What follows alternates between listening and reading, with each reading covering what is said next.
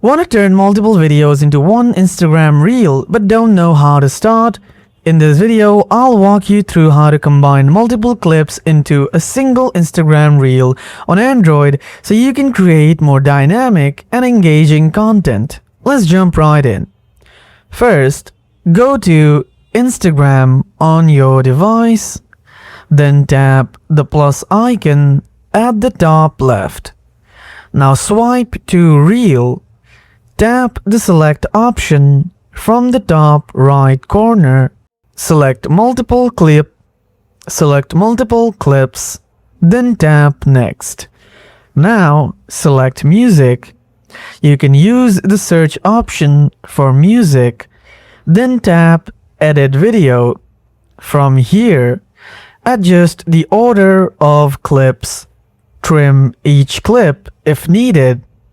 Check timing, transitions, and audio. Add text, effects, or filters. Tap next again. Add captions and hashtags.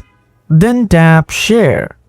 Keep your clips short and engaging for better viewer retention. And that's it. If this video helped you out, make sure to hit like, subscribe, and share it with your friends. See you at the next one, guys.